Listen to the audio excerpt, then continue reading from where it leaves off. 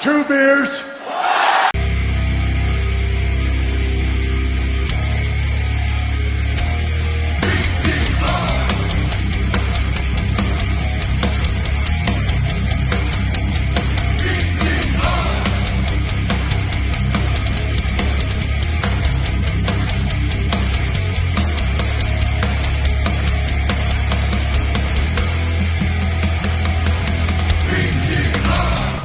Good.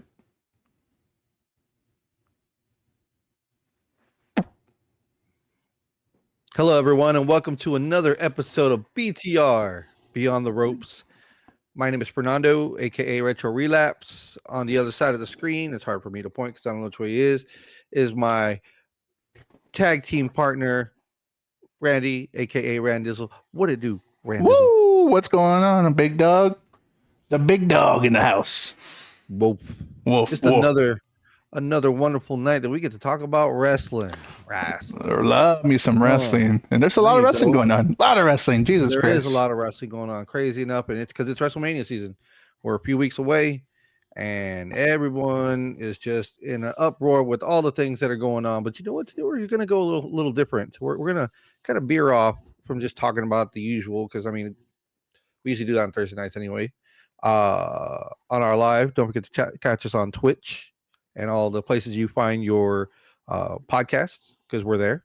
On But everything. today, I want to talk about pro wrestlers finishing moves and signature moves. Something that we kind of touched on the last episode. If you haven't had a chance, go back and watch. We did get into a little rant towards the end, and we kind of wanted to expand that rant because, you know, with everything that happens in wrestling, you got to come to a finish eventually. And this is where we're at. And I think the big part of every match is, like you said, it has to come to a finish. So everyone's waiting for that signature move leading usually into that finishing move, right? You get a signature, depending on what wrestler it is. Not everyone has one, but most do. And then it usually leads right into the finisher. And that's usually where the match ends. Now, there have been some debates on what finishers are now because both companies tend to let things go past it. And, you know, a lot of finishers in the past used to be very protected. And now it's a little different, but it's okay because things evolve, right? And it's all about the wrestling match. Explain the word protected for those who don't know. So when someone says it's a protected move, let me give you an example. If The Undertaker gave you his tombstone, you wouldn't kick out of that, right? Because now you're making, if somehow, and they use it on special occasions, don't get me wrong, it has happened, it does happen. But usually, especially when you're talking about veteran wrestlers like The Undertaker, when he gives you after all the match and at the very end, he gives you that tombstone, you're going down for the 1, 2, 3. Yep. So that's what you're protecting the finisher is not kicking out of that finisher and making it look like it wasn't enough or whatever the case may be. Again, things have evolved, and now what used to be like, oh my God, there's no way they're kicking out of it. Now it's almost like just part of the wrestling match. And I'll give you an example. Jake the Snake, his finishing move was the DDT. When Jake the Snake did it, it was, oh my God, like this dude is dead. He paralyzed him. His Lights head out. spiked. He's done. This, you know, when Jake the Snake hit that move, that's it. You're gonna go down for the 1, 2, 3. Now there's different variations of DDT that are also still finishers, but now it's almost like a pausing moment on the match. Like, oh my God, I'll use the women's. Bianca Belair is beating the shit out of Liv Morgan. Liv Morgan catches Bianca Belair on the DDT so she can take a break, but it's not the finisher, right? So, Correct. You know, that's what it is now, and it has evolved. But that's what we want to talk about today is the evolution of not only finishers but the importance of finishers and all the cool, unique finishers that we've seen over the years. Some that are big flops and somehow got over, and getting over means everyone, when you did it, everyone's like, oh my God, like that's it. That's getting a move over, no matter how stupid it is. Now compared to the crazy acrobatic aerial moves that people do now, like you're like, there's no fucking way they're gonna kick out of this because it's just so extreme or so unique that it's over. So, Hmm. do you Hmm. want to elaborate on maybe the past, and we'll just work our way towards the front of Well, the future?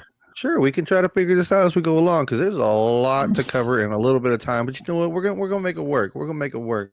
But I can tell you, back in, let's just go with the '80s because the '80s was a good time for wrestling. The wrestling moves were not as complicated for the most part from when you watch wrestling today, or turn it back 20 years. We're talking 40 years ago because of how simplistic but storytelling the matches were. You didn't need something extreme to really put the guy down for that 3 count. Here's some Exactly. examples. Um, Something as simple as Hulk Hogan's leg drop. He was going through the match. There was a lot of holding and going back and forth, test the string kind of things, punching in the corners, you know, pushing around, clotheslines, dropping the person down. But when you saw that Hogan was ready to give him, after he gave you the U and he goes and he gives you that leg drop, that was it. Simple finisher. Some people even had a variation of a body slam per se as a finisher. Simple but effective. And that was the most part of these finishers back in, let's just go with the 80s. Yeah, you know what? There were people outside of the normality of what you watched on TV that were doing crazier things. But of course, independently, not on TV, is way different than what you have on the actual TV screen itself because, of course, the person running the TV show had a certain way of protecting their people as well as their matches to make sure that they made it to the next town. So of course you don't want to do anything too extreme. So in the 80s to early 90s, there was a lot of simple but effective uh, finishers. Do you think? Some. Do you think? And I'm sorry for interrupting. Do you think Mhm. that these simplistic finishers were solely due because once upon a time wrestling was about big bodies, not agile, not super. And I'm gonna say they're not athletic, but they weren't like nimble as they are now. So these big I would. steroid guys were like doing suplexes, or these big beer belly guys who you saw on TV, like if fucking what is it, Midnight Express. They were bigger guys. They're strong, old school strongman guys, right? Like a I'm typical. gonna have half and half that with a yes and no answer. And the reason why I say yes is because yeah, you want to make that guy look good, especially being the beefcake. The beefcake isn't gonna have a 450 splash off the corner. Of course not. But a beefcake that did do something off the corner was a tag team known as Legion of Doom when they did their finishing move. When one guy picked them up on the shoulders and the other one jumped off with the flying clothesline. Doomsday Simple device simple move, but effective. effective. Especially being as a muscular, beefy guy flying off the top corner. And I think you're right. You know. I think the promoters were protecting their guys because the schedules back then, you're fighting 5 days a week, maybe twice a Hmm. day. Now they've learned that that's not ideal for the athlete's body, and you just can't do. I mean, you could, but you're gonna have a short career the way they go now, right? Like the tempo and the speed and how much stronger these people are now, and the crazier the moves, the what the fans are clamoring for. And I'm guilty of just wanting to see for a long time was wanting to see blood when I was watching ECW stuff like that. So I get it. Like you gotta slow it down. People aren't working as many days. They're not traveling as much. So I think those submissions were a big thing to save someone's body. Look at Ric Flair. Like he's technically still wrestling ish, right? Like he's there, Hmm. but I don't think if he was doing Ricochet's moves, he would have been wrestling this long at all. No. Now I'm gonna also say no to the question you just asked, and the reason why I say no is, have you ever watched Hulk Hogan fight outside of WWE in Japan? I Yes. bring that up because he was a different animal when he was fighting in Japan. That man was doing a lot of things that you did not expect him to do when he was wrestling on TV in WWE in the States. And it was a spectacle to see. If you get a chance, definitely we'll have to throw up a link or two. We find those YouTube links and put them up on the pages. But man, seeing Hogan do things that I never thought he could do, let alone I was going to say Mexican destroyer, Penta, Canadian destroyer, or just anything with an agile thing like a Hurricanrana, you did not expect Hogan to do that because Hogan was more just I'm brute strength. I'm brute. I'm going to use my strength and clothesline you and leg drop you, and that's it. 1, 2, 3. Here's my body slam. No, like Hogan was doing things like you would see a lightweight featherweight do, and it was nuts. Are you sure this is Hogan? But it was Hogan. I So think I bring that as one of the good examples. But yeah, go ahead. I also think like the style in Japan, they respect wrestling a little more. So I think you when you're fighting someone like Antonio Inoki or the Great Muta, they're not going to ease up on you. You're not in the States. You're in their world, Hmm. and that the slow punching and the power moves can build up the match, but it's not going to be how you're going to continue to go through the match because they're going to lay it into you. It's called strong style, right? For a reason, Hmm. because they're not going to give in. They're not going to let you give them a big leg drop and then 1, 2, 3. So it's not like they weren't going to protect his finish at the same time, but he was going to earn that W for sure. Yep. And it was a spectacle when I did see it many moons ago on YouTube, and I'm sure. And like like Fern said, if we can find that link, we'll add them to the notes on the chat. But Hmm. like that was, you're right, dude. Like you have what the old man in WWE or WWF wants, and then you have someone who doesn't have any strings and can actually show their wrestling abilities. And it's like night. Hmm. It really is night and day. Like if you had seen that Hogan and he was able to do what he did in stateside, who knows? I mean, he was already a big name and he still is, but who knows how much crazier or how much more admiration he would have if he was able to do stuff like that. And not only would there be that admiration, but you would also be stepping up the game of where it was at. Because for a long time, if you watch the older product, it got stale. A Yes. lot of the product got stale because it was a lot of the same things over and over. And when you do it for a span of, I don't know, let's just put 10 years, 15 years, and you're kind of seeing the same old, yeah, you get a little edgier with your stories, you get a little edgier here and there, but you're still doing the same moves, the same finishers. It doesn't hit as like it used to. It didn't hit when you first got to see it happen in the beginning. So then what happens? Well, I don't want to watch Hogan anymore. I don't want to watch Lex Luger anymore. I don't want to watch Sting anymore. I want to see someone new do something different that I haven't seen, and that's what brings us to what had been deemed as the Attitude Era. So once you're flying around in the late '90s, early 2000s, now you're getting more aggressive because these moves and some of these things they had their punch, they had their punch, but the aggression behind what was going on in the Attitude Era that spoke for itself because that's when you got what Randy said about ECW. You get a lot edgier because now there's more product out there that's being pushed to try to get people to stop watching the big show and watch the smaller ones because we're doing crazy shit over here. We're introducing weapons in the finisher. We're doing chairs for the finisher. We're doing jumping off of scaffolds, like But or but not just that effect, but you also yeah. have the luchador effect, that the Mexican effect that got thrown into the wrestling, where now you're seeing the high flyers. Now you're seeing the American people try to duplicate, replicate, or even fornicate those styles, and and and actually just make it into something their own, because we've seen Rey Mysterio, Eddie Guerrero, people like that do the frog splash. But then when you have someone as innovative as Rob Van Dam take that frog splash and then twist it midair, that's unseen, unheard of, let alone with the height behind it. So now we're adding that high flying into some of those finishers, and it's a spectacle. Now you really want to watch what's going on. And Yeah, then you have the dummies like Edge and Christian that they're jumping off of ladders and doing their finishers off of ladders. The fuck? yeah, and you see, you brought it up, like it gets edgier, right? When and I'll give you something basic, like Triple H doing the pedigree. When he first initially did it, he had your hands wrapped, so when you went down, you went face first.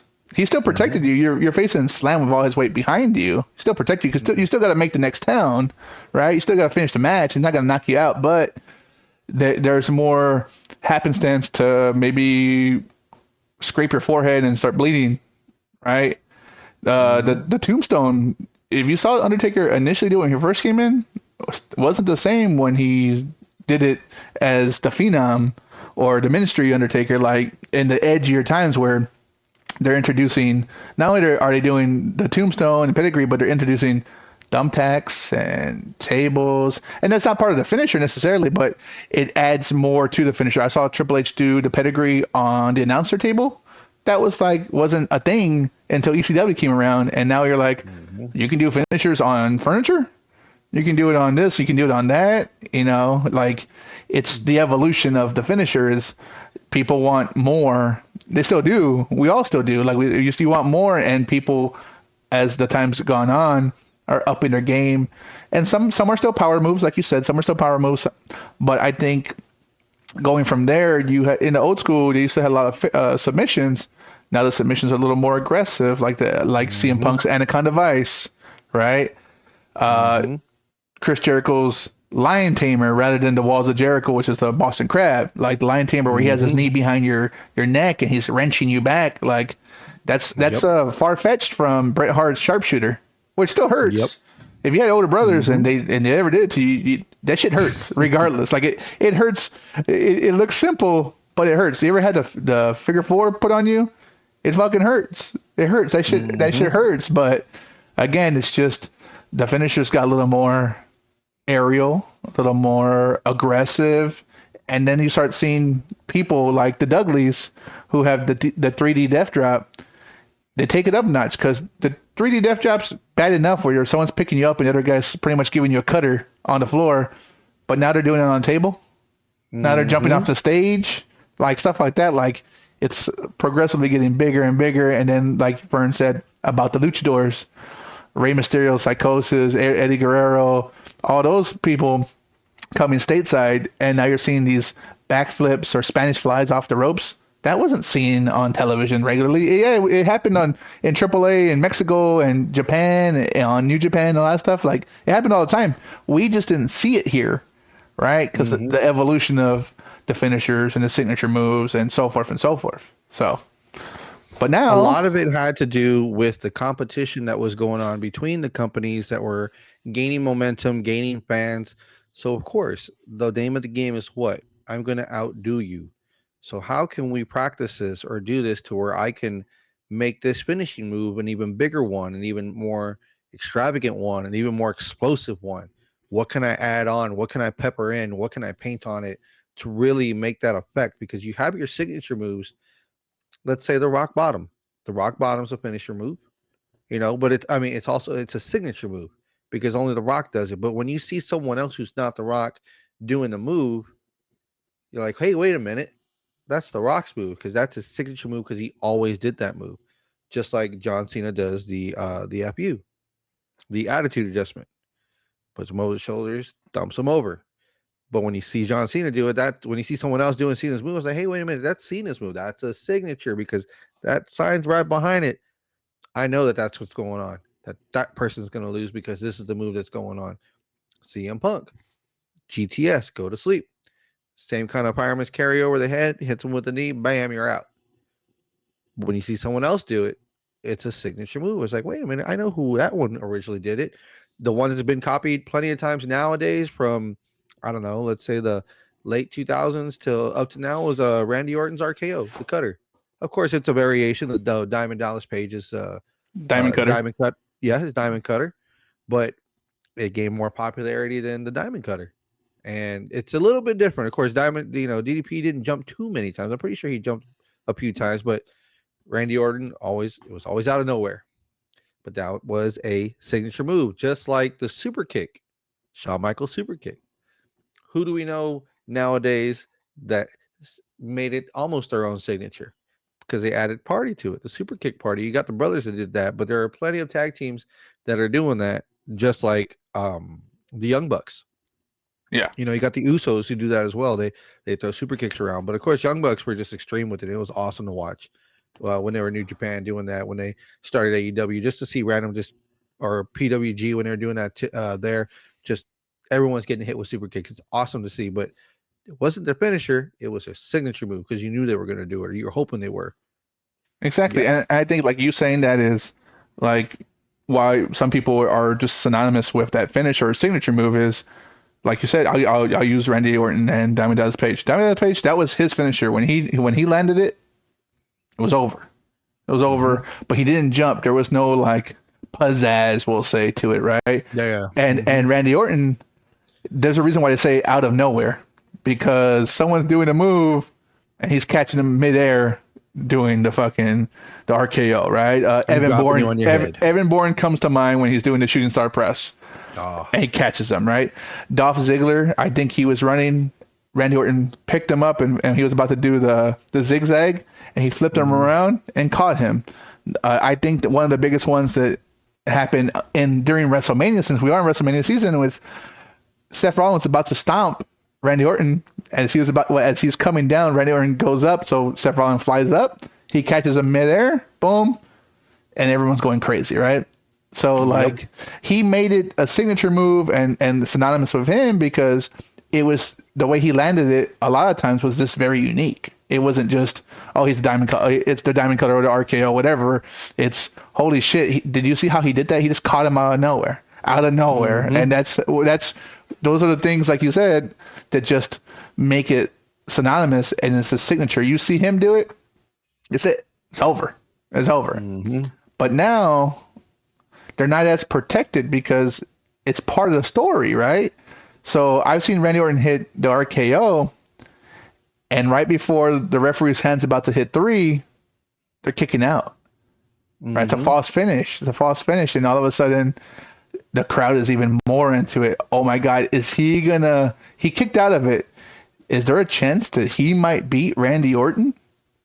And a lot of times he didn't. He had to hit it again one more time or get a little more extreme with the RKO, but it built the story or whatever was going on in the match to kind of lead to, oh shit, this is right. If he kicked out of this one, I don't even know what the hell Randy Orton's going to do next, because he has, we'll call them his 5 moves of doom, right?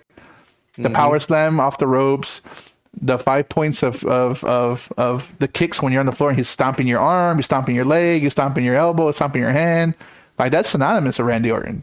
So it's just how the wrestler gets it over, right? It's how you get a move over, and getting a move over is where the crowd's behind you. Yep. Right? You know when Undertaker does with his neck, it's done. Maybe when he was American Badass, it was the last ride, big old power bomb, but he didn't just do a basic power bomb. He picked you all the way up, held you there, and then slammed you. Right? That was a basic power bomb. He made it his own for his character at the time. So, like, you can go on and on about all these crazy moves and how they've evolved over time. And I think the DDT is just one of those moves that has evolved. It was Jake the Snake's DDT. And then the next person I remember specifically doing the DDT was Gangrel. It was called the Impaler, where he lifted up your body. John Moxley does it now, kind of the similar move. It's almost an Impaler. He kind of picks you up and then slams you. Drew McIntyre has the future shot. The one who still does the Impaler is Edge. I'm sorry, Cope. And who was one of his mentors when he first came in? Of course, Gangrel. Right? And the Brood. So, I think a lot of people who do finishers now have done, maybe there's 2 ways I've heard of it, is they'll ask permission. Like Kevin Owens asking Stone Cold if it's okay for him to do the stunner. Right? And I've seen people just make it their own, where it's like a homage to so and so. I'm doing a move. Maybe Randy Orton's move was an homage to Diamond Dallas Page. We know it isn't, but something along those lines, right? It's just an homage to pay tribute to someone who you grew up loving, or one of your favorite wrestlers or whatever, and now you get to, what we'll say, put your twist on that unique finisher that they used to do. So, now, since we've been talking about this, let me ask you a real simple question. Is there, and how about this? I'll break it down to eras, so there's no mixture.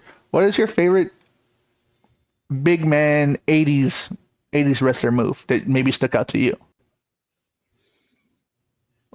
Doomsday Device, Legion of Doom. Nice. Yeah. Eh, Doomsday's device for sure. Just to see one guy power up another one on his shoulders, no matter how big that dude was, and then your partner goes up on the ropes and just boom, just clotheslines him. The other guy just throws him over. Hawk and animal, just yeah. Just clothesline. right over. Boom. And if the Mm-hmm. guy was athletic, he might do a nice little flip midair. I've seen bloopers. We'll call them bloopers, where the guy, it was a local jobber, and he gets doomed to the device and just spikes himself on the head, and Mm-hmm. that's the end of his jobber career. Whatever, right? Like it's Botched. different time. It's a just a Botched. different time, right? Mm-hmm. I think my favorite old school move, and I mean, it's as simple can get. Macho Man's elbow drop from the top rope. Mm-hmm. Like it's often imitated, never duplicated, because that was just a big thing for Mr. Randy Savage, who is a big man, to jump off the ropes and elbow drop you. So very unique, very basic move, but awesome. I think you have me beat with that fucking Doomsday Device, because it was unique. It looked Mm-hmm. devastating, and when you have two big dudes, two big beefy dudes, like pretty much clotheslining you in midair, and you're on someone's shoulders, that's rough. Yeah, it is. That's a rough ass move. Yes, it is. So we go from the 80s. How about 90s, where characters were really like just like silly characters for a long time? You had Glacier, you had Doink the Clown, you had Earthquake and Typhoon, the natural Mm-hmm. disasters. Anyone's moves stick out to you around that time, the 90s? Bret Bret Hart sharpshooter. Nice, nice. Bret Hart, because I always wanted those damn glasses. I'll say it and I'll say it again. I still wanted to be that damn kid getting the damn glasses for Bret Hart, but lo and behold, I mean, his move set was always immaculate. He was always one of the best there is, the best there was, the best there ever will be. But that sharpshooter, I mean, come on, that for the longest time was protected. You couldn't get out of it, especially seeing Stone Cold full of blood, just bleeding there. Yeah, it was. WrestleMania 13, that made Stone Cold. Hmm. That sharpshooter and him bleeding made Stone Cold.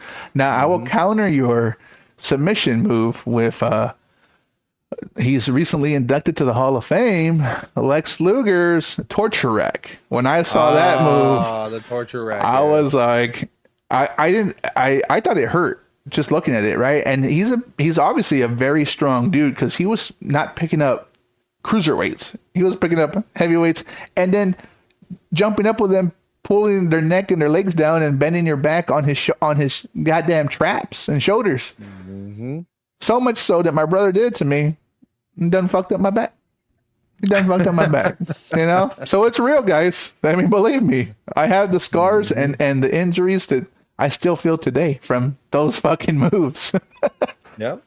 Now, from the 90s, we'll go to maybe like towards the end of the 90s and 2000s. We'll call it Attitude Era. Any moves or signature moves maybe stick out to you that you're like, okay. If we're gonna stick with WWE, X-Pac's Bronco Buster for a Oh, signature move, because nobody did that until they started putting the females doing that, which brought a different taste of entertainment. When women would start doing that in the later years. But the Bronco Buster was a wonderful signature move that really caught my attention. Like, dude, he really just throwing himself on him in the corner. He so really is. as crazy as you say that, I know why we're kindred spirits and we're hetero soulmates. That's I was right. gonna say X-Pac's X Factor, him jumping up and smashing your head in the Oh, ground. and he smashed your face. Yes. I love that move, man. Like Uh I huh. like the Bronco Buster signature move for sure, Hmm. but the X Factor, like Yep. an X-Pac six, whatever you want to call him, 1, 2, 3 kid. 1, 2, 3 kid. Like he Hmm. wasn't a big dude. He was in the Land of Giants, one of the first smaller guys like Shawn Michaels, but even smaller than Shawn Michaels, right? Yep. And seeing him do that move, I always got like a kick out of it. I was like, dude, like he just hit the X Factor on the Big Boss Man, and the Big Boss Man's a big Yeah. motherfucker. Like he just hit him. He Hmm. just hit him with it. And when he teamed up with Kane, and I think Kane did the Bronco Buster one time, and he did the X Hmm. Factor one time or twice or whatever. And like I was like, dude, it's funny to see, but it's not X Pac doing it, right? So No. No. It's synonymous with Xbox. Now, Yep. anyone from WCW? I know you weren't a big WCW guy, but anyone's WCW like around that time, when the Night Wars time, that stood out to you? The 619, of course. Rey Mysterio and the 619. Nice, nice. Because no one was doing that. No one was going through the ropes and sliding around and popping you right in the head. I mean, that move literally can kill you. Yeah, well, woo, yikes. And Ouch, too soon. too soon, maybe not. But I will stick with the lightweights in WCW, and I'll say Billy Kidman's shooting star press. Of course, shooting star They're presses like, are always awesome. I tried that shit in the swimming pool and always belly flopped so bad. I did it Hmm. the natatorium, if you're familiar with San Antonio, across from Lanier and Tafoya.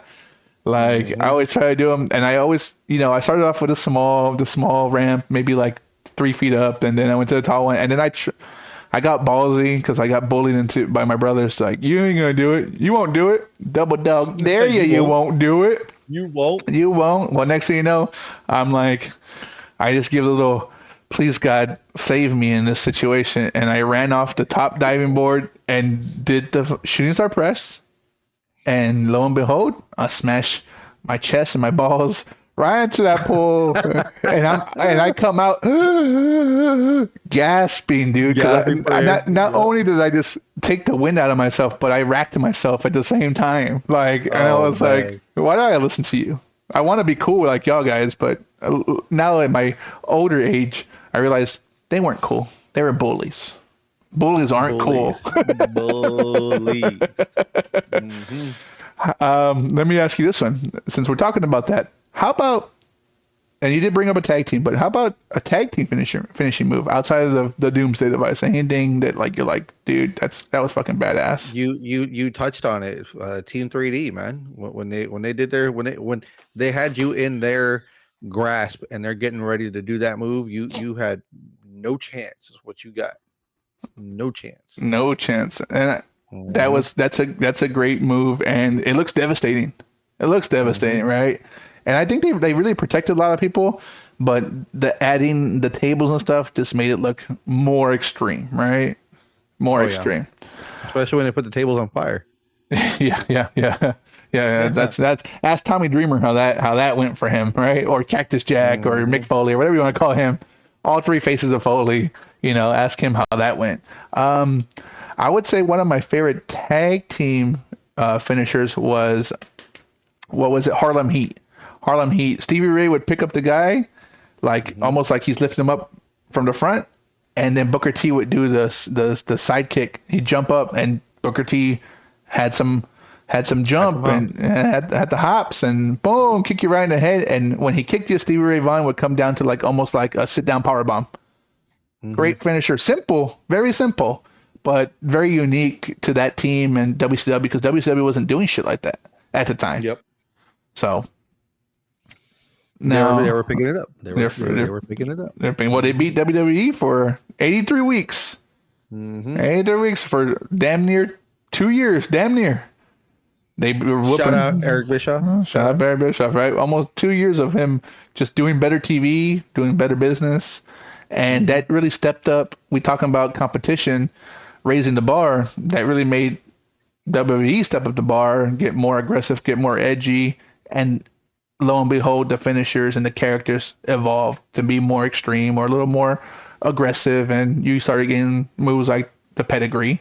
Started getting moves like Shawn. I know super kick. Shawn Michaels been doing it, but doing the super kick when Shelton Benjamin jumped off the top rope, getting caught midair, and Hmm. you start seeing why the wrestlers nowadays. Shelton Benjamin jumping across from the top rope in the middle of the ring, or the middle rope, the top rope in the middle, going outwards, and then Shawn Michaels just busted him hard on the way down. What was he Yes. thinking? What was it What was he thinking? thinking? But you see, the wrestlers nowadays, they take bits and parts of their heroes, and I'll give you a perfect example. When NXT was Black and Gold, and I don't know if you ever saw the match at Takeover when Adam Cole, baby, fought Ricochet, and Ricochet did a backflip, and Adam Cole kicked him with a super kick mid-flight in his face, and he just fucking landed hard. Like that shit, like it's a super kick. Yeah. But Ricochet Hmm. and his athleticism, and Adam Cole with his athleticism, and perfect timing just caught him and made that move look super devastating, right? Yeah. So you're like you're just stepping up the levels, right? Homage, paying homage to your heroes and whatnot, and you get some crazy shit Hmm. like that. Now, since we're starting to lean more towards what's going on now, do you have a favorite finisher that you see now? Like maybe I won't say a favorite finisher, but will How you like about catch us off let guard? me swap it on you. Let Okay. me swap it on you, brother. How about we talk a lot about the other companies. We're not just solidified to one because we love WWE obviously, but we also love AEW and TNA and New Japan. We've gotten great respect for these now that we've paid a lot more attention to them. So, what is the finisher that you like currently in AEW, My or favorite or a one, signature move, or a signature move? Swerve Strickland's house call. Simple Nice. yet effective. Very, very unique, right? He runs and then he just runs past you and kicks you in the fucking face, like right Hmm. or on the neck, right on the side of your head. Like it looks tough, and I think because Swerve Strickland has some kind of swagger to him, it just looks fucking clean. Like, that's one of my favorite finishers that I've seen. And there's a lot. And don't get me wrong, AEW has some amazing wrestlers and athletes who can do a lot Hmm. more extreme things, and so can Swerve. But that is my favorite finisher currently is the house call. This one isn't my favorite, but it gets me every time I see it because I don't see it a lot. And that's when MJF does the heat seeker. And he basically just kind of grabs him off the middle rope, like you're thinking Randy Orton's going to do his little DDT off the middle rope, but he ends up doing the pile driver, just straight down, just Boom. boom, right down. It's like, that looks like it's protected, but it looks like it hurts. It looks rough, like, and it looks like I think that's the beauty of AEW is they're willing to push the envelope because they are Hmm. young and they have a lot Hmm. of young talent that can do a lot of amazing things, and you're starting to see the stuff that they're doing, right? Like, and you talk about high flyers. My one of my favorite ones is I think it's Pure Gold or Pure or Gold Ecstasy by Bandito. It's simple. Like he runs across the ropes, he pushes the guy in front of the ropes, he flips over, and when he flips back, it turns into a German suplex. It is if you haven't seen that move, check it out on Ring of Honor or AEW when he's on Collision or Dynamite, and it's fucking cool. Like it's just like it's not my favorite finisher, but it just looks fucking cool. I'm like, oh shit! I remember when I saw it the first time. I told you I was like, dude, did you fucking see this dude Bandito? I don't know who the dude Hmm. Bandito is, but I'm getting introduced to these new wrestlers because AEW is giving everyone a Wait, wasn't chance. Bandito a WCW wrestler at one point? No, no, no, no, no, no, no. He's No. too young. He's too Okay. young. I Oh, mean, he's young. Okay. the luchadors, don't be wrong. Like they have uncles and Diaz and everyone who are wrestling, like Rey Mysterio Jr., right? But now he's made his Rey Mysterio his own thing. So I think maybe Bandito might have been a wrestler in the past, but or maybe his uncle or family member, but or Hmm. maybe even his trainer. But like his moves pretty badass. I mean, shit. The fucking what in Yeah, no, TNA? Go he's ahead. 29 years old and Yes. he's basically been AAA, New Japan, PWG, CMLL, GCW, and then of course Ring of Honor and AEW. You know who my one of my favorite tag team finishers was in TNA? The Motor City Machine Guns. Dude, they've dumbed it down. They've slowed down for WWE. I guess different company, different wrestling expectations or whatever. But in Hmm. TNA, in their prime, when it was half between the old TNA and Impact, dude, their finisher was badass. So the one guy's on the ropes, the other guy has the guy hanging, and he does a leg drop, and then the leg drop into a German suplex or a German. I don't even call it the German suplex, but like a snapmare, boom on Hmm. the guy's head. Like holy Yep. shit, dude! And these guys are when you see them, they're small and they're Yeah. fast, but Yes, they are. One signature move that gets me in AEW is Commander. Another luchador. Love watching the dude when he does the part where he runs across the ropes, mhm. and then he goes from one buckle to the other, and once he gets to the other buckle, he jumps and then twists his body in the air. And sometimes he does the salute. It's just crazy seeing him with that height and just land on the people on the He outside. does that corkscrew dive. So Badass. cool, That's so badass. cool. There's one since you mentioned NXT. that comes to mind, and I totally forgot about it, especially when he was because we didn't see him too much of him in AEW, especially having the chance to do the finisher as much. But one that really got my attention that I really liked was Aleister Black's uh, that spinning heel kick that he does. What was it called? I forgot what it was called. Um, It wasn't Curtain Call. Um, I cannot remember what he went. Malachi Black, right? yeah, yeah. He's not on the AEW list. The black card or blacklist or something like that, right?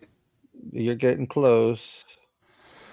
You They don't have him on this list. I have a list that's pulled up with wrestling finishers, and he's not on either one. Black Mass Black Mass, Black was Mass. in NXT. Yeah. Black Mass.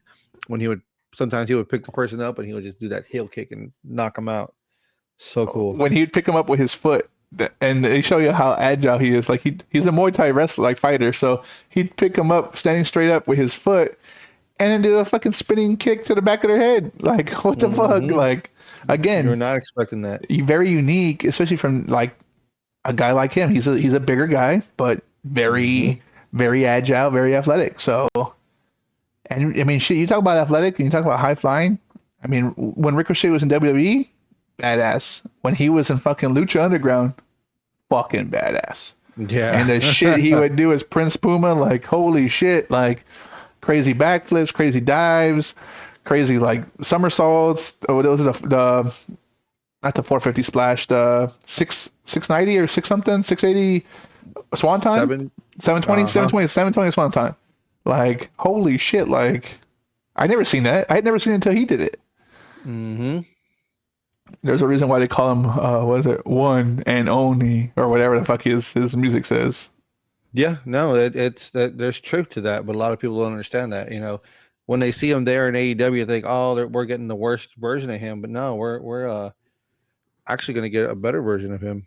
I think so. Now that the leash is off, like and you saw what he could do going from Lucha Underground to NXT Black and Gold. Like he was able to do a lot of those moves, maybe not to the extent of what he was able to do initially for safety reasons, I'm sure, for himself really. But Hmm. now he's able to show you why AEW was clamoring to get him. Like because his style fits perfect for that for AEW where it's all about wrestling. It's not that he's not the best talker, but his fucking wrestling does the talking for him. You know. Yep. So and there's I mean this list can go on and on and on and on and Oh, on. Like holy shit! Like there's so many new wrestlers, so many crazy moves that are being invented every day, and a lot of old moves that may have been recycled but are unique now to the wrestler doing it. Right? think about some of the things that have gone on in the past. What is the tough enough? Tough enough. You saw these wrestlers that came from nowhere. They're aspiring stars, aspiring entertainers, aspiring pro wrestlers, and they put them through the gauntlet of everything that a wrestler should go through or need to go through, but through their process. No matter what, they all had to have a finisher move. And I bring it up because they have that new show. What is it? LFG Legends of Future Greats. Yeah. They're all going through the same thing. I think I was on A&E. You could probably see it on the app for free or something. I don't know. I don't. Who has cable TV anymore? I don't know. No shit. Right. But no matter where you start, you always have to have a finish because the finish is your 1, 2, 3. But you need that staple move that's going to be your move. That no matter what's going to happen, they're going to know you by that move. Now, there's some out there that just don't cut it. There are some moves out there you wonder why is it that they do this move? Are they limited to their strength? Are they limited to their set of moves? Do they not have enough oomph in themselves to really want to do something spectacular? Or have all the great moves been taken? Because I mean, there's still people doing variations of things that, for I don't know, you can still tell it was somebody else's, but they put their own twist on it, and it still works. But there are some people that do some moves that just don't make any sense. So with this being brought up, just for one more little run through some things, get we talked about great finishers. Now give me a bad finisher. Any era, any promotion, doesn't matter what year. You want to go current, go current. You want to go way back, go way back. But give me some bad finishes because there are some people out there that just don't cut the cake when it comes to wrestling. That's why they are our future jobbers, where they just lose on purpose to people, or they don't never go up the card high enough to where they're gonna go get you know a title that they end up either getting a mid card if they're lucky enough, or a tag team title if they're lucky enough, depending on what's going on, or they just don't hit one at all. So, for an example to throw it out there, kind of get your brain kind of moving. Signature bad signature move, and this could cause some turmoil with some fans, some people that are watching. My apologies, but when you see a big dude like Otis and he's doing that worm, I get it. It's for the fans. It's for the kids. It's for look, there you go, look, doing the worm, and he does his little thing. That's been it's a signature move right now. But Scotty Too Hottie, he did that WORM, and they do the worm, and it's an elbow drop. Oh, boom, elbow drop. Yeah, has the entertainment value, but effective. Yeah, but that's your signature because they expect you to do it. They expect Mm-hmm. you to do that stupid worm. And then you have some brute wrestlers that go in and stop you maybe in between. But if you want to go even worse than that, since we're talking about Otis, his little faction that he's in currently, the Alpha Babes, the tall chick that's with him, I can't think of her name right now, Maxine but the tall Dupree. chick, thank you, Maxine Dupree, inspired by Otis, does the same move, but she does it backwards. She does the worm backwards. Like whoever does the worm usually does it forward. Otis does it forward. But this chick turns around and does it backwards and still does the drop. Effective? No. Entertaining? Mildly. Mildly. Bad? Bad move? Very. So, has anything I, come to your mind I'll yet? give you one. And although you said all these things about how you might not be a champion or anything, well, this motherfucker was a champion. He was multiple champions. But I love him. I love him. I still love him to this day. Ultimate Warrior's Big Splash. Talk about talk about his shit move. Like it wasn't even, dude. Again, different era, simplistic, sure. Very. I mean, Hulk Hogan's leg drop, right? Is not really effective, Mm-hmm. but he got this over where he runs the ropes, coked out of his mind, shakes the ropes, oh, and then he fucking does a big splash, and you clearly see him land on his knees and his arms. So he's so fucking big, right? He never touches Mm-hmm. you. But this Mm-hmm. motherfucker, and I'll give him props forever. He was heavyweight champion, intercontinental champion. Mm-hmm. He was, but that move. I'm Hey, sorry didn't to they say win the it. I'm tag team sorry. champions too? He was, yeah. He almost was Yeah. he almost ran the gauntlet on what do they call it? When he win all the championships. Can't think of it. Not Triple Crown. You got me on that one. Yeah, but you know what I'm talking about, right? Like like the Uh huh. Miz has done it like 3 times or twice, but Twice. Mm-hmm. but like Grand Slam Grand champion. Slam champion, right? Like so he damn near was one or was at the time because those were the only championships they had.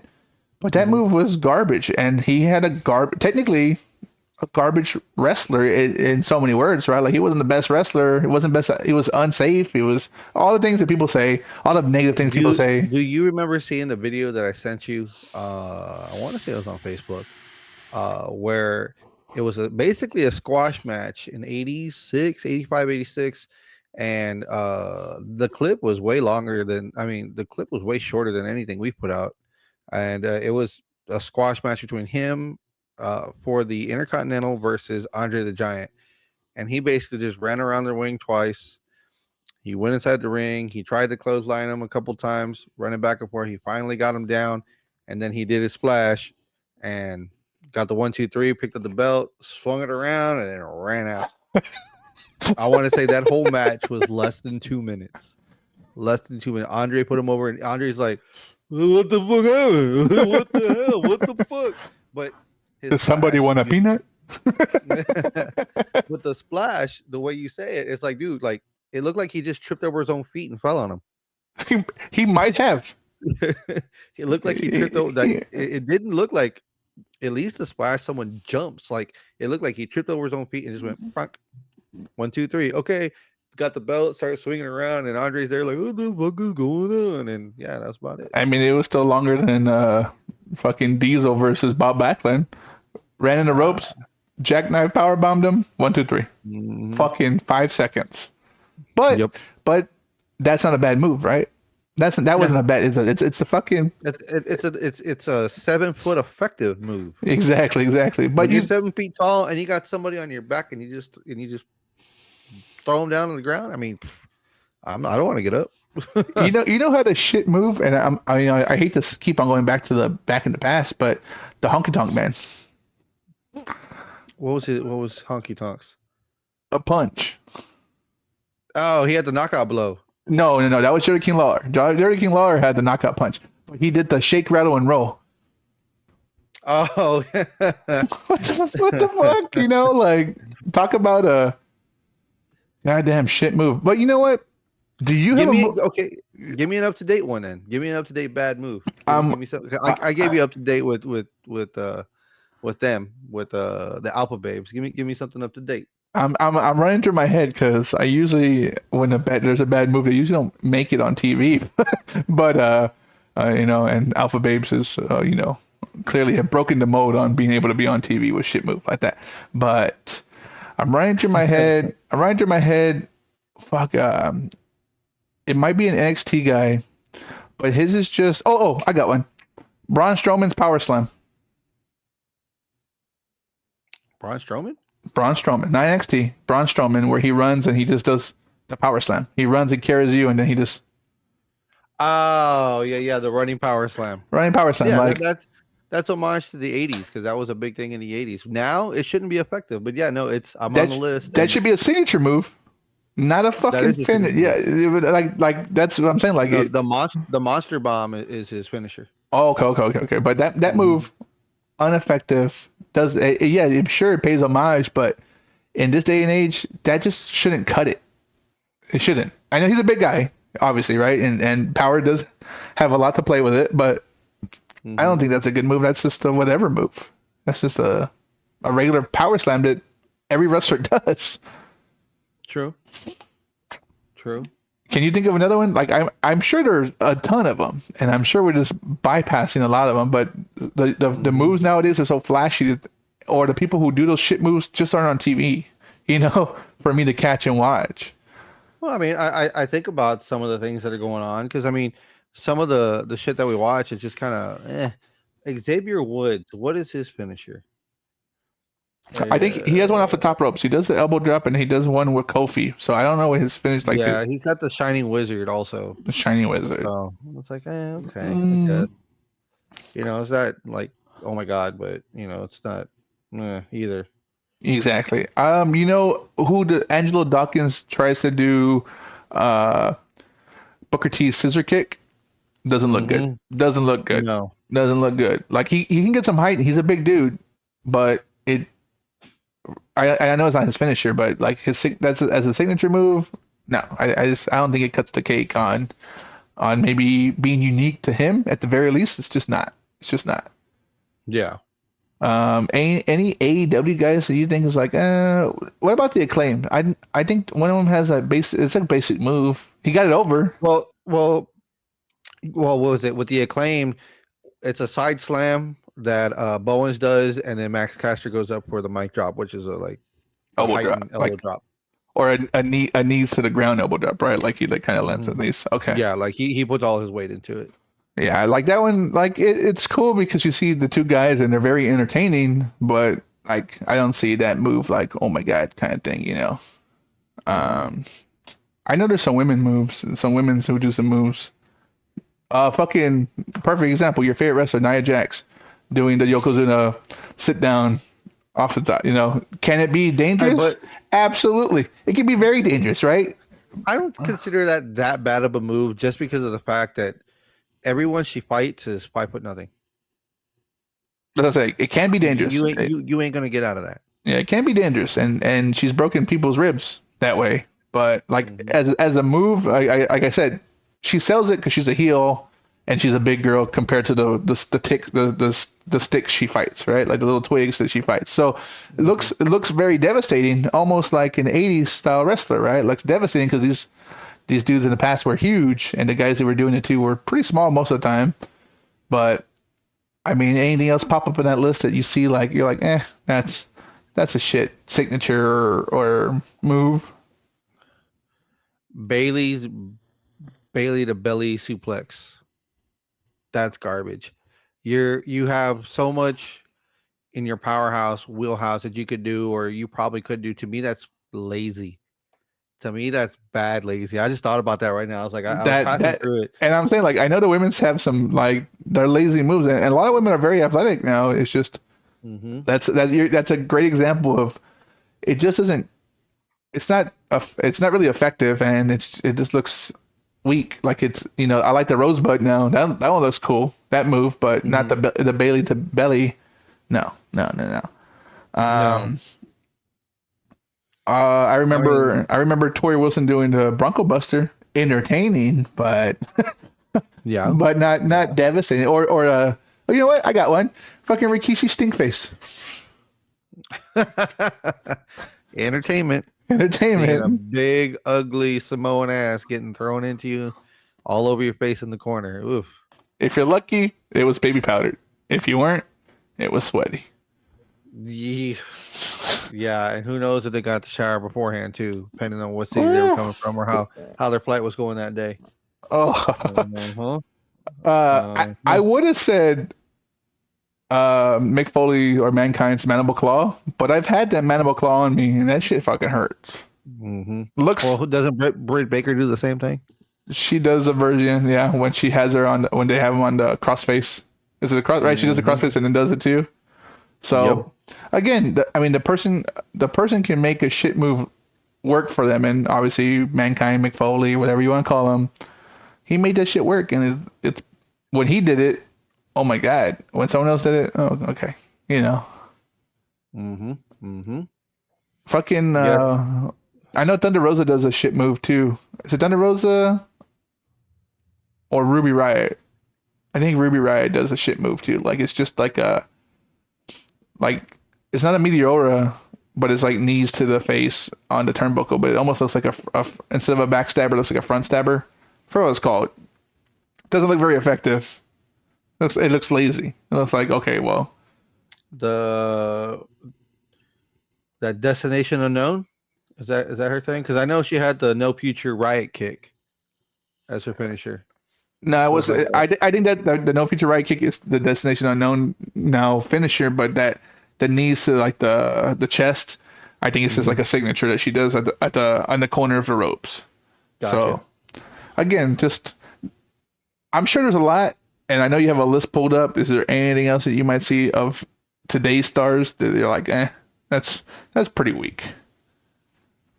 I mean, you know what? Mm, I'll say it's pretty weak, depending on who does it, and it really just depends on the wrestler. Is a move that's been played out and used to be super devastating, but the spear. yeah. It all depends on who does it. Cope does it, devastating. Back in the day when Goldberg did it, super devastating, even with a jack, and then they add the jackhammer, right? But Roman Hmm. Reigns, like, or I would say Jey Usos is very sloppy, it's slow. He does a flip, just add his little twist to it, but it ain't very effective. Roman Reigns, he does it slow, methodical, but he's powerful. They give him the powerhouse move, so again, I don't think it's super effective until he doesn't like you and he really rams his shoulder into you, shit like Yeah. that, right? So it all just depends on what wrestler is doing it and what the match entails and how it plays out into the story. So Superman punch, the orange punch, like he just jumping up and popping someone in the Just to side of the jump head. up and that's it. Yeah, that's it. So very cool. I like when Orange Cassidy does it, and I won't say I like it when Roman Reigns does it, but they both have their variations of it, and it's just Hmm. a simple punch to the side of the head. It's supposed to be where it catches you out of nowhere, but half the time it doesn't. Exactly. Like Oh, we expect it. We expect you to do it, and especially when Roman Reigns is all doing his little cocked arm shit. We expect it coming. he's about to come. Exactly. He's about to come. He's just cocking his arm. I'm gonna come. I'm gonna come. I'm gonna come. No, no, don't come. Samoan Spike looks devastating, right? When Umaga did it, But not Umaga did it, yeah. not so much when Solo does it. Yeah, but the kids nowadays don't understand that. So I could see why it works entertaining now for the kids. But when Umaga did it, that was crazy. Yeah, because he slammed you. He had the fucking slam to the ground, and I think Solo's starting to do it now too, where he slams you. But I got one. I got one. okay. I'm gonna get some shade for this one. I kind of don't care, but what's getting played out to me for the women wrestlers is everyone's finish is the moonsault. Charlotte Charlotte Flair does Flair, a moonsault. Tiffany, Tiffany Stratus does a moonsault. Zelina Vega does a moonsault. Uh, the Pixie, Poison Pixie, what's her name? Candice Candice LeRae. LeRae. Candice Yeah. LeRae does a moonsault. The moonsault should not be a finisher. Mm. I mean, it's a signature move for some. I know Charlotte Flair has the figure eight, like her dad. She cranks it. But regardless, to me, it's like finisher or not. Like Io Sky has it, it too. Io Sky has it too. Io Sky moonsault. Like it's the if I have a preference, is when they moonsault outside the ring because more of your weight is being flipped down, and guess what? You're gonna have to catch that person and take it. So that means more compared to doing it in the ring. To me, in my opinion, it's played out. Too many people have that. You know what move? I know we're talking about bad moves, but that a good move I saw was that chick on NXT Soul Ruka, the Snow Snatcher. Yes, Dude, that's a very. a front flipped RKO. It's fucking cool. Like it's a fucking cool ass move. Like it's just unique, right? It's very simple, Mm-hmm. but Can't very do it on a unique. bad day though. Yeah, yeah. Your legs fucked up. Good luck trying to get that flip off that rope. Hmm. So Let alone if you're fighting not 100%, you're under the weather, or didn't your jet lag, didn't get a lot of sleep, and you missed that rope, or you miscalculated. Yeah, that could go very bad. exactly, but a cool move nonetheless. I know we're talking about shit moves, but it just popped in my head Hmm. like talking about shit moves. But that move, I forgot to bring it up on the cool, unique move we were talking about. But again, I Yeah. mean, everyone has their opinions about what's cool, what's unique, and there's so many finishers, so many power moves, so many aerial moves. Like the list goes on and on and on and on, and the variations of what people did or homages to other people. Like again, I think like you said when you're talking about LFG and Tough Enough and anything like that, even the indies, like I think if you have a character somewhat and you have a good a move set, and you have like a unique personality, you can get these moves over, right? And a lot of them are Hmm. simplistic. So especially the submissions, like they're very simplistic. But when I see Daniel Bryan put the crossface, it's fucking badass, Yeah. right? It reminds me of Chris Benoit. I know the name that shall not be said,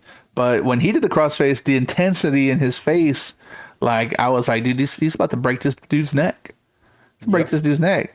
Same thing with the frog splash. Eddie Guerrero does it, badass. Fucking Evan Bourne or fucking what's his name? What's his real name? Matt Matt Seidel. Sydal. He does the frog splash, badass. Put Rob Van Dam doing the frog splash, turning in midair, and the height he gets, Hmm.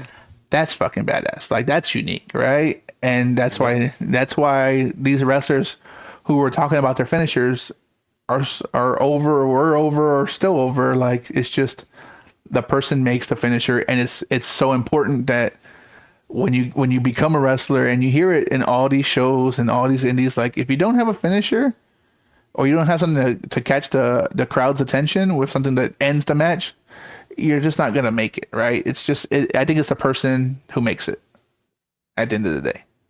I got one more for you. I got Okay. one more for you. This is a either or question. Either A, either B. Okay. Ready? And this is going to be a submission finisher. Okay. Um, Samoa Joe's Coquita Clutch or Taz's Taz Mission. Ooh, Taz Mission. Taz Yeah. Mission all day, dude. Yeah. I love Joe's Coquita Clutch. Like it's Hmm. fucking badass. But Hmm. seeing Taz when he was doing it, the human suplex machine doing that fucking Taz Mission, dude, you were out. He took out Kurt Hmm. Angle, he took out Rob Van Dam, he took out Bam Bam Bigelow, like dude, Especially when you wrap the legs. and after like and he You rip it crank it off. and he crank it, and you're like whatever, Yep. like that shit's badass, right? And again, like it's just that I think the person, the wrestler, he made it. He made it his own, and it's fucking unique. So I Yep. mean, again, like I said, we can talk about this forever, and everyone has their opinions about what's the Fight worst, what's the best. forever. Yeah, everyone has their opinions on what's the worst and what's the best and what's unique and what's badass. And at the end of the day, finishers and signature moves are super important, right? They're gonna get you over, or the crowd's gonna fucking hate you. One of the two, Yep. right? And if people are bullying you for the right reasons, you're doing your job. Randy Orton punting you, you're doing your job, right? Exactly. Edge spearing you out of nowhere, you're doing your job, Mm-hmm. right? So I guarantee you, if I did the spear and Edge did the spear, you'd be like, Randy, you fucking suck. Cope his looks devastating. You look like he ran into the dude. Like Mm-hmm. Ricky Stark's Rushambo, unique because he hits him with his head, but it just doesn't have the same effect like Ed Cope's spear. Like it just doesn't. Here's one. Here's one for you. Undertaker walking the tightrope, the top rope, tightrope, old school. Old school, Awesome. We call it old school because he's done it forever. Then you have Damian Priest trying to walk the tightrope. Not old school. not old school. Not, he can't get that over, right? Because he doesn't have the. I See, wouldn't say lineage. Undertaker does the drop down blow. He carries the guy, he walks the ropes, and he comes down and hammer smashes him down. When Damian Priest does it, he walks the rope and he just does a splash. Like a dive, And like a little dive. yeah, Yeah, yeah, just just a little dive splash. You not know, the same, right? no. It could be unique if we hadn't seen a big guy do it like the Undertaker, right? It could have been Yep. unique for him if that homage may not have paid off like I'm sure he would have liked it to. So Hmm. again, like I said, we can talk for hours and hours and hours, but regardless, we appreciate you tuning in, watching us rant about finishers. If you have any comments, maybe tell us your favorite finisher. Or maybe we missed one of the worst finishers. I'm sure, or signature moves. I'm sure we missed a lot because there's so much Hmm. wrestling. You got TNA, AEW, WWE, and then all the indies and all the overseas, New Japan, AAA, whatever. There's so many things I'm sure we missed, and we only know a fraction of the wrestlers because I mean we do watch a lot of wrestling. It's just it's a big thing. But we appreciate you tuning in for Be retro. sure Uh, to hit that razor's edge on all the socials and follow. Follow for retro relapse. I'm Randizzo. Stay tuned on Thursday when we go live on Twitch on Beyond the Ropes Pod, and you can catch us on all the socials, all wherever you get your podcast needs. We'll be on Beyond the Ropes Pod. Cool.